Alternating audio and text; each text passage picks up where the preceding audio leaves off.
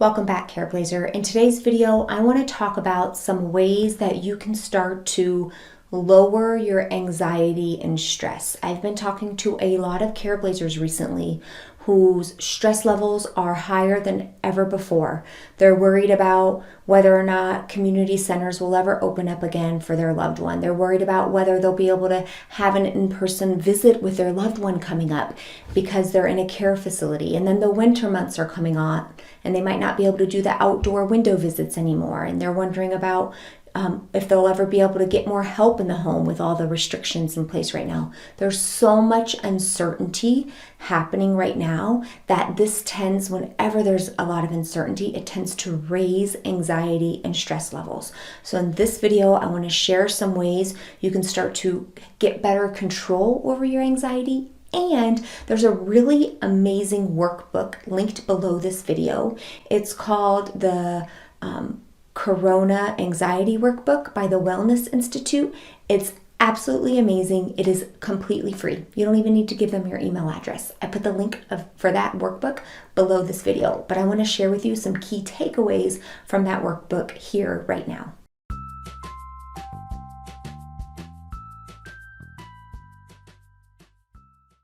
Make sure if you haven't already, you click the red subscribe button, join the Careblazer family. I'd love to have you. It's completely free to subscribe and it helps other Careblazers in the world find this channel.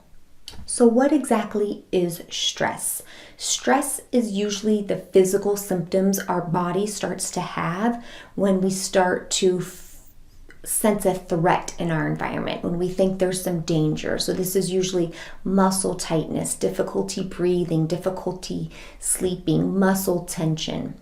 One expert describes stress as what arises when something we care about is at stake. Stress, on the other hand, is mental and physical. You have both going on at the same time. And anxiety comes about because of unhelpful thoughts we have in our mind about whatever uncertainty or threat we perceive in the environment.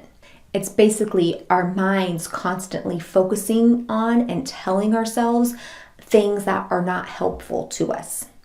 So before I go into how to better manage stress and anxiety and start to reduce some of these unhelpful thoughts, I first want to acknowledge that stress and anxiety is a completely normal human experience. Every single human being experiences this from time to time. In fact, it's required. It's what helped us survive all these years. It's a protection mechanism. So there's nothing inherently bad with anxiety and stress. It becomes a problem when it's hanging around forever, when that becomes our new norm, when months and months have gone by and we're still in this heightened state of stress. We're still having a lot of unhelpful thoughts. That's when we need to start to intervene.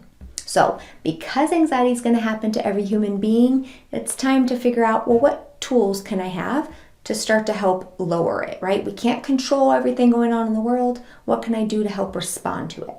So the first thing I want you to do is to focus on all of your what-ifing, right? This is where we ask in our mind, we're saying, what if my loved one has to go to the hospital and I can't be there with them because of all the hospital restrictions?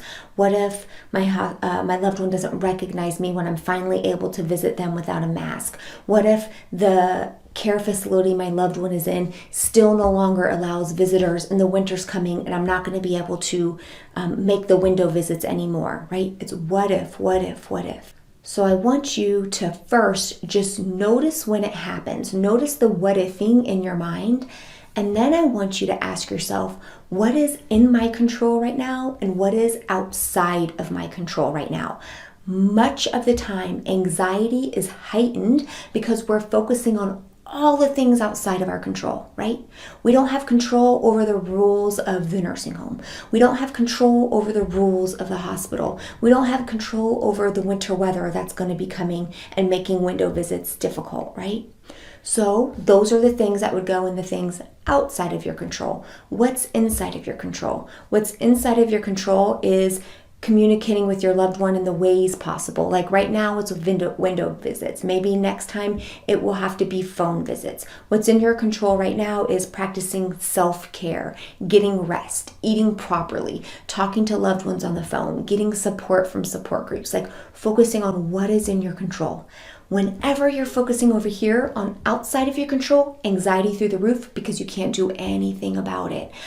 No matter how much you think about all of those things, you can spend your entire day thinking about all of those things. It does nothing but make your anxiety and stress worse.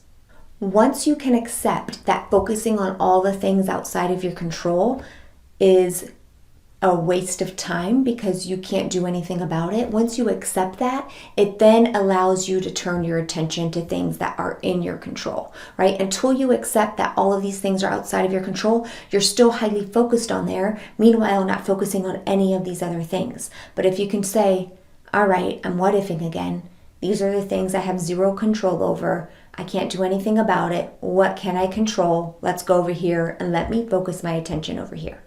Second, if you notice you're having a lot of anxiety and worry about things going on in the world, I really want to encourage you to do what the Wellness Society refers to as putting yourself on an information diet. This is where you basically, number one, restrict your news intake to once a day. There's no need to have the news on all the time or check in multiple times a day, especially if you notice that it's increasing your anxiety and stress level. Once a day, get your dose, good to go. The other thing is we have to know that the news outlets, they know what keeps people's attention, right? It thrives on uncertainty, breeding anxiety, breeding fear, right? That's what keeps everybody engaged. So knowing this, it's important. The second recommendation would be to also make sure you get some information and news from some uplifting sources. There are plenty of websites and news sources that are dedicated entirely to inspiring, motivating, and uplifting stories that humans are doing even in the current circumstances. There's an entire list of them below in that free workbook that I linked below this video. I would encourage you, if you're gonna spend an hour a day watching some of this news that's really anxiety provoking for you, I would encourage you to spend an hour of your day also watching some of the uplifting stories that are out there in the world that do not get put on the mainstream media. And third, this is a big one, you can't believe everything you think. Our brains feed us all these automatic thoughts that are often worst case scenario and really scary. And we often don't question them and we accept them as truth. But there's something called the ABCDE method I want to share with you right now that I want you to start practicing. And the reason it's important to practice this is because our human brain is hardwired to see the negative. And when it feels like there's so much negative out there happening right now and so much uncertainty happening out there right now, it's more important than ever to be able to have a tool you can go to and help balance out your negative thinking. So the A stands for attention. This is when you feel nervous, you feel worried, you feel stressed, stop and pay attention to your thinking. What's going through your mind right now? B is for believe. Do not automatically believe what your mind is telling you. Oftentimes, it's not correct. It's your fear taking over. C, challenge your thought. What are the facts? Would every person on earth believe 100% that thought you're having? If not, then perhaps your thought is not actually a fact. What other things might you think if you were feeling less stressed, if you were feeling more calm? D is for discount. Acknowledge the thoughts that are causing your anxiety and acknowledge that they're not helpful to you right now. Whether they're true or untrue, is it helpful for you to focus on them? Does focusing on them change anything? Acknowledge that it's okay to let those unhelpful thoughts go. And then the E is for explore. What other believable, more helpful thoughts can you think? What else might be a better use of your time right now? And again, there are so many free websites and resources linked below in the workbook that you can use to help get your creative juices flowing so that you can help move yourself into a more productive and helpful activity. Careblazer, I know this is not easy. It does require practice. It does require effort, but I am just challenging you, and I'm hoping you will give at least one of these 3 approaches a try. If you're feeling on edge a lot, stressed a lot, anxious a lot, these are the things that can start to help lower them a bit. Keep an open mind, give this a try, stick with it, and let me know what you think about it in the comments below. Also, if you feel like you have been running on fumes for a while, stressed for a while, anxious, worry, you feel like nothing is working and you're ready just to make any sort of change and you're ready to put in the work, then I want you to know that there's a wait list in the description below this video. It's the wait list to join me inside of my private care course. It's my special program designed to help you lower your stress, lower your anxiety, help you start to feel better about your caregiving situation. And it's not available right now. It's totally full, but the next time it becomes available, if you're on this list, you'll be the first to know. So it's a wait list. It's below here. You just put in your name and email. I will personally send you an email as soon as new members are being accepted. All right, Careblazer, I hope this helps you in some way, and I'll be back next week with a new video. Bye.